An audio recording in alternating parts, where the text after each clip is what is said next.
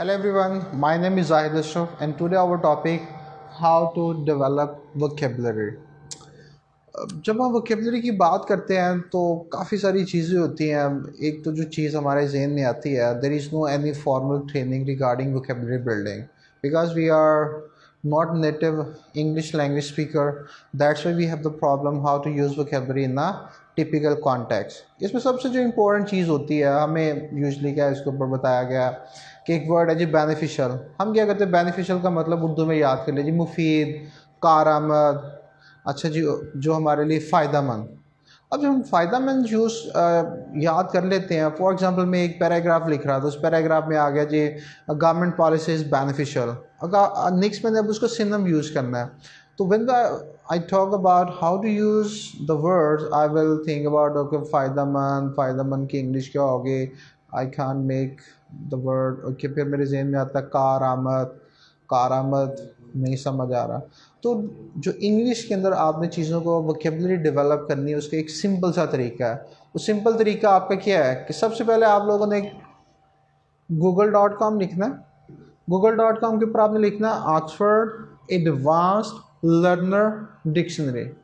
अब यहाँ पे एक क्वेश्चन है कि अक्सर बच्चे कहते हैं मेरियम वेबस्टर, कुछ बच्चे हमारे यू फ़ोन की देख रहे होते हैं, कुछ बच्चे हमारी गूगल के ऊपर जो सिंपल वर्ड्स एंटर करते हैं। तो ये जो ऑक्सफोर्ड एडवांस कहते हैं, जो ग्रेजुएशन लेवल हो, जो सीएसएस का लेवल हो, जो हमारा इक्विवेलेंट हो, जो हमारा जो ऑनर्स लेवल हो, जो हमारी ग्रेजुएशन लेवल हो, तो हमें ऑक्सफोर्ड की खाली नहीं, क्योंकि ऑक्सफोर्ड की बेशुमार है।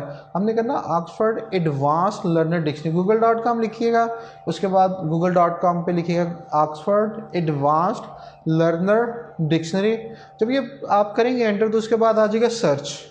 अब सर्च में यहाँ पे आपने वर्ड एंटर करना। फॉर एग्जांपल आपका एक वर्ड है बेनिफिशियल, आपने यहाँ पे एंटर करना जी बेनिफिशियल। अब वर्ड आपने एंटर कर दिया। अब हमने क्या डिक्शनरी में इन चीज़ों को देखना है। इनमें से हमने 5 चीज़ें देखनी होती। नंबर 1,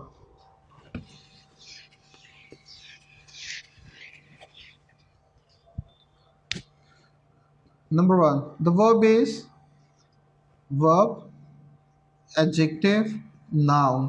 सबसे पहले हमें इसकी फैमिली देखनी है। इसकी फैमिली क्या है? जिस तरह बेनिफिशियल है, बेनिफिशियल हमेशा आपका एडजेक्टिव होगा, तो इसकी फैमिली क्या होगी? एडजेक्टिव। Number 2, preposition।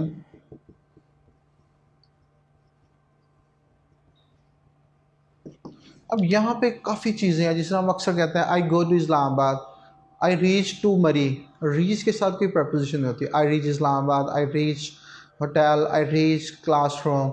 गो के साथ हमेशा टू होता है। तो यहाँ से आपकी प्रपोजिशन पता चलेगी कौन से वर्ड के साथ कौन सी है। अब यहाँ पे ये भी क्वेश्चन है कि बच्चा कहता है कि यार 10 लाख वर्ड है या 1 करोड़ वर्ड्स है, मैं सबकी यूज़ करूँ।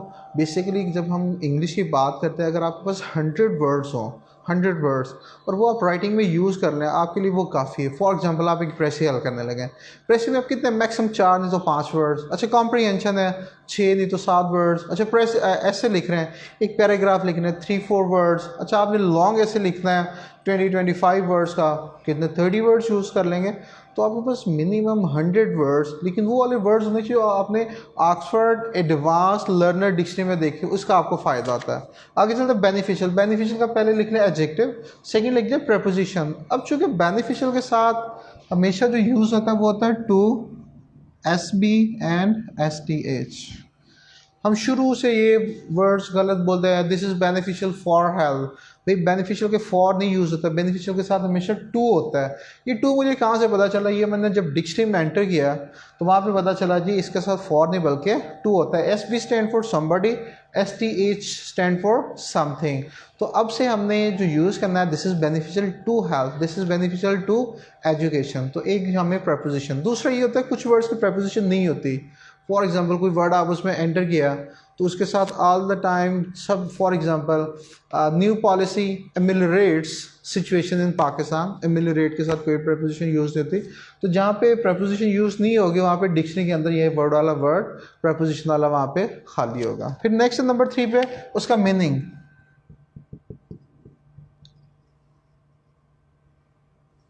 अब यहाँ पे एक इंपॉर्टेंट चीज़ है भाई, अगर बेनिफिशियल है तो उसका इंग्लिश में मतलब लिखें। फॉर एग्जांपल डिक्शनरी के अंदर लिखा है जी हेल्पफुल।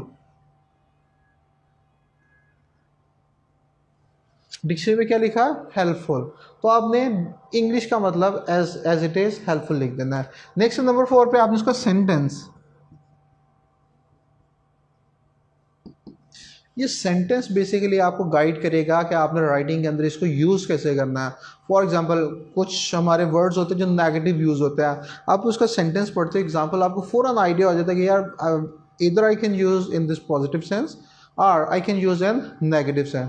तो सेंटेंस के अंदर पहले सेंटेंस की कंस्ट्रक्शन पे गौर करें, सेंटेंस के अंदर देखें उसका मीनिंग क्या है, ठीक है। और लास्ट के ऊपर है इसका है नंबर 5 के ऊपर सिनोनिम्स और एंटोनिम्स। अब synonyms are the similar meanings, antonyms they are the opposite meaning। अब जब आप एक मीनिंग किया आपका हेल्पफुल, तो इसका synonym वहाँ पे लिखा है जी यूजफुल, एडवांटेजियस, फेवरेबल। यहाँ पे कुछ बच्चे क्या करते हैं, अक्सर मैंने देखा है कि वो एक वर्ड एंटर करेंगे बेनिफिशियल इंटरनेट पे और उसके बेशुमार सिनोनिम्स निकालेंगे। भाई इंग्लिश में एक वर्ड का मैक्सिमम 1, 2 या 3 सिनोनिम होते हैं, लेकिन जब आप इसको मरियम वेबस्टर के ऊपर या इसको थिसारस के ऊपर डालेंगे वो इसका मीनिंग क्लोजेस्ट नहीं होता। बेसिकली इंग्लिश में क्या होता है, एक वर्ड है उसका ये मीनिंग है, अभी उसका थोड़ा सा दूर का मीनिंग ये, और दूर का मीनिंग ये, और दूर का मीनिंग, और ये हम जब वर्ड देखते हैं तो वो ये वाला मीनिंग देख रहे होते हैं, ये वाला मीनिंग ये, हालांकि इसका तो मोस्ट नीयरेस्ट ये या इसका मैक्सिमम ये है। तो जो आपका ऑक्सफोर्ड एडवांस लर्नर में उसका सिनोनिम दिया है, ठीक है, इट्स फाइन। अगर नहीं भाई दिया तो उसका मीनिंग ही उसका सिनोनिम है। अब मैं एक पैराग्राफ लिख रहा हूँ, मैं कहता government policy is beneficial, next okay this is helpful, अच्छा फिर मैंने दोबारा बेनिफिशियल जोड़ कर दिस इज़ यूजफुल। तो इसका क्या फ़ायदा हुआ कि एक वर्ड कीवर्ड, एक उसका मीनिंग भी भाई उसका सिनोनिम है और फिर उसका जो सिनोनिम दिया है, तो बजाय आप उर्दू में इस वर्ड को मैं लिखता कि फ़ायदेमंद, मुफीद, कारआमद, मैंने कहा कि इंग्लिश। अब इंग्लिश में क्या होता है, इजी टू अंडरस्टैंड होता है, easy to use in the context. अब कॉन्टेक्स्ट के अंदर यूज़ करने के लिए सबसे पहले मुझे खुद पता होना चाहिए कि यार ये डिक्शनरी के अंदर इसका मीनिंग क्या है, पॉजिटिव मीनिंग है, नेगेटिव है, किस सेंस में बात की गई है। सेकंड मुझे देखना पड़ता है कि भाई उसके साथ कोई प्रपोजिशन है या नहीं, अगर नहीं है तो इट्स फाइन।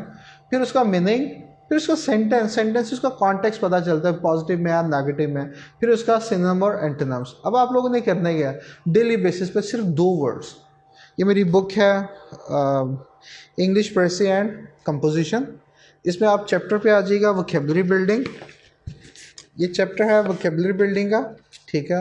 अब इसमें पहला वर्ड है जी, ये जो टिप्स वगैरह सारी यहाँ पे जो मैंने डिस्कस किया हुआ, अब यहाँ पे पहला वर्ड है जी वोलाटाइल।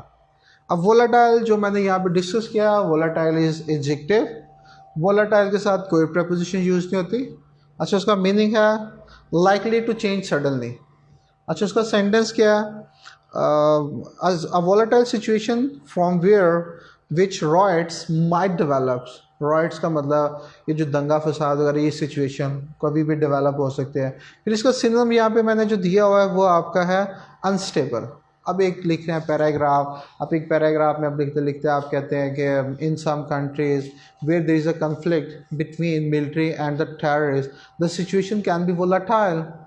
अब वोलाटाइल का मुझे पता होना चाहिए, एडजेक्टिव का पता होना चाहिए कि एडजेक्टिव एज ऑब्जेक्ट लग सकता है, एज अ सब्जेक्ट लग सकता है या नाउन के साथ लग सकता है। हम क्या करते हैं, वोलाटाइल है एडजेक्टिव, हम उसकी फॉर्म बना देते हैं। भाई फॉर्म बनती है वर्ब की, एडजेक्टिव की फॉर्म नहीं होती। एडजेक्टिव की आप कंपैरेटिव डिग्री यूज़ कर सकते हैं या उसकी सुपरलेटिव डिग्री। सेकेंड है जिसके अंदर हमारा वर्ड यूज़ हो गार्नर।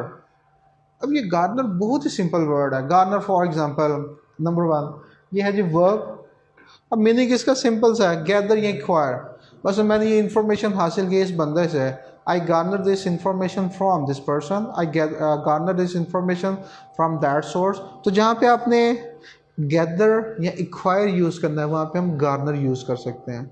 फिर आगे इसका मेन सेंटेंस ये all the information we garnered. अब चूंकि इसके मीनिंग के अंदर 2 वर्ड्स, एक गैदर है और एक इक्वायर है। गैदर को आप मीनिंग ले लें और इक्वायर इसका सिनोनिम ले लें। कहीं पे आप गार्नर यूज़ कर लें, कहीं पे आप गैदर कर लें, कहीं पे आप उसको इक्वायर कर लें। अब इस तरह क्या होगा, मुझे अब समझ आ गई कि भाई जो आज 2 वर्ड मैंने किए हैं, एक वोलाटाइल एक एडजेक्टिव था और गार्नर वर्ब है। For example I am talking about past, I will use I garnered this information from Ali. अच्छा अगर मैं फ्यूचर की बात होगा, आई विल गार्नर, तो मुझे पता होगा कि यार इसकी फर्स्ट फॉर्म, सेकंड और थर्ड हम यूज़ कर सकते हैं, ठीक है। आगे फिर नेक्स्ट वर्ड जो इसमें दिया हुआ बी डेवल होता है to cause a lot of problem specially over a long period of time. तो कोई ऐसे इशू जो over the long period of, ये वर्ब हमारा है, फिर इसका मीनिंग, फिर इसका सिनोनिम, फिर इसका सेंटेंस। चूँकि इसका सिनोनिम नहीं है तो ये आप इसका कॉज ऑफ प्रॉब्लम भी कर सकते हैं, जहाँ पे the situation right now bedevils many problem, the situation causes many problem, cause भी इसका सिनोनिम है, बी डेवल आप उसकी जगह उसको यूज़ कर सकते हैं, ठीक है। इस तरह करके ये कुछ वर्ड्स हैं वोकैबुलरी के। तो मैंने कहा डेली दो, फॉर एग्जांपल आज आप दो वर्ड्स ले लें, वोलाटाइल और गार्डनर। फिर आप पहले इनके दो दो तीन तीन सेंटेंस बनाएं, फिर एक पैराग्राफ लिखें किसी भी टॉपिक पे, एजुकेशन, लिटरेसी, मीडिया, अनएम्प्लॉयमेंट, किसी भी टॉपिक है उसमें ये दो वर्ड्स यूज़ करें। अगर नहीं वर्ड यूज़ हुआ, आपने पूरा पैराग्राफ पढ़ लिया, फिर उसमें देखें इन्फॉर्मेशन वी गेट की जगह वहाँ पे गार्डनर यूज़ कर लें, वहाँ पे आप एक्वायर यूज़ कर लें वहाँ पे, ठीक है। वोलाटाइल आप पूरे पैराग्राफ में यूज़ नहीं हुआ अगर आपसे नहीं, तो आप फिर देखेंगे situation where there is a problem, where the situation where is unstable, you can use volatile. तो ये इंटेंशनली आप यूज़ करेंगे टू वर्ड्स, फिर आप होगा। फिर नेक्स्ट डे में नेक्स्ट आप ले लें बी डेवल और सर्वर। अब मेरे जो इस बुक के अंदर ये जो वोकैबुलरी बिल्डिंग का चैप्टर है इसमें 100 वर्ड्स है। अगर ये आप 100 वर्ड्स इजीली कर लें तो आपके लिए एक तो बेसिक इंग्लिश हमारी रिक्वायरमेंट है, university level, business level, job level, अच्छा कंपटीशन में CSS का करना है, PMS का करना है, आर्मी का टेस्ट देना है, FIA का देना है, NAP का देना है, असिस्टेंट डायरेक्टर का देना है, अच्छा टीचर बनना है, अच्छा कम्युनिकेटर बनना है, अच्छा प्रेजेंटर बनना है। तो क्या होगा इसमें 3-4 वर्ड्स आप EDM भी यूज़ कर सकते हैं, उसमें आप फ्रेजल वर्ब से यूज़ कर सकते हैं। तो ये वाला जो था आपका जो टॉपिक वो आज how to develop vocabulary. So thank you very much for watching this video. Kindly subscribe, share and like.